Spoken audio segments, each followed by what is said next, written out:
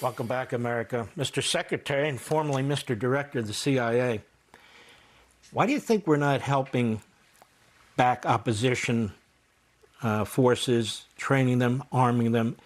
The CIA has done it before. You were the director of the CIA. There must be a decision just not to do it, or we don't know about it. Yes, Mark. Well, look, I hope it's happening and we're simply not aware, but that would be excellence from our intelligence community if that was taking place. I haven't seen any evidence of that, but clandestine operations sometimes go on and we don't know. It is an incredibly important feature of our strategic success. We don't need to do this alone. We can have great partners in the Israelis who can assist us there to identify the right organizations, to provide the right tools, the right munitions, the right communications capabilities, all of the things that we have seen done where the United States has armed opposition forces to protect America, right? To do the right thing for our country. So I hope that we'll do it. And if you do that, along with continued enormous economic pressure, and then I think we're going to have to conduct more military effort as well. I think there are more targets that have to continue to be defeated so we can fly over that country safely. If we do all of those things, and this may still take a bit, if we do all of those things, we can get the strategic victory, which will certainly be good for the United States and Israel, be great for the Gulf Arab states. And most importantly, it will provide notice to the Chinese Communist Party that we are a nation that is prepared to actually win and defeat our adversaries. You can't underestimate how critical that is to keep deterrence globally so that Western civilization does in fact prevail against the enormous set of threats, the Russians, the Chinese, the Iranians, the North Koreans, that are all working together to defeat us. This is a crucially important point when I hear commentators say, we need an off-ramp. We need to get on an off-ramp. And actually, there's some reports that one or two generals are saying this too. Well, let's say we take an off-ramp. It looks pretty good, but everybody knows, including the Communist Chinese, the Russians, the North Koreans, the Iranians, and the American voter. They know that this wasn't a victory. It was just an off-ramp to get off the off-ramp. Isn't that enormously detrimental to us because the Communist Chinese see this and they're salivating over Taiwan? Russia sees this and they're salivating over maybe one or two NATO countries. North Korea sees this. They're always threatening South Korea. I mean, wouldn't this be problematic generally? Mark, absolutely. And I've tried to remind folks, this is absolutely about defeating the Islamic Republic.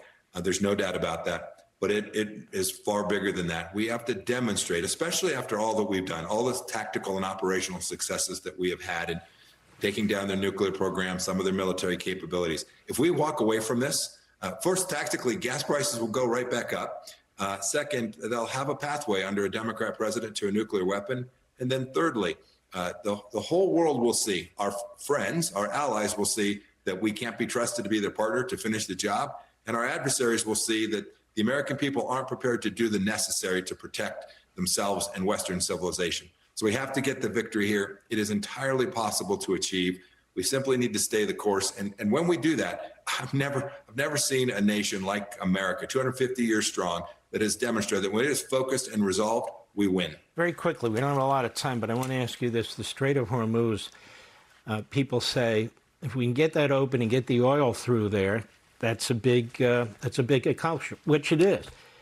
But doesn't the Strait also have other strategic value, like military, naval ships going through there and so forth and so on? Isn't it even more than just the necessity of oil? And what's the precedent set if it's not open in terms of international waterways now being claimed by hostile countries? That and South China Sea by China. That, if we agree to give it to them and it stays open, isn't that a problem? Mark, it's a huge problem. And your earlier point, reopening the strait is necessary, but not sufficient, right? It's not enough. So that would be a good thing. We need to do it, but there's a lot more work to do. And your more strategic point is absolutely right. Were we to give the Iranians control or to be able to charge tolls there, think Strait of Malacca, think just right across the road in the Bab el-Mandeb. Every hostile nation will say, we want to do that too. And if they see that the United States will come, maybe push back for 2 months or 3, but then walk away, I assure you, we will have more grief, more trouble, and a lot more risk for American commerce and a lot more risk to American security as well. I think you agree with me that our Commander-in-Chief, Donald Trump, he is very much interested in victory. He's very much interested in resolving this in a way that the rest of the world sees that we're not messing around.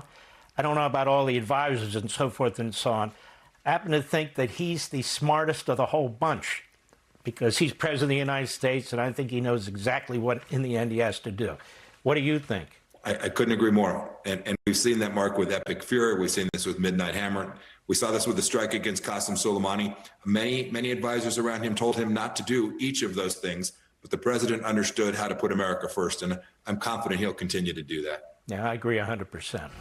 All right, thank you, Mr. Secretary, for all you've done in the past and your brilliant commentary. God bless you, my friend.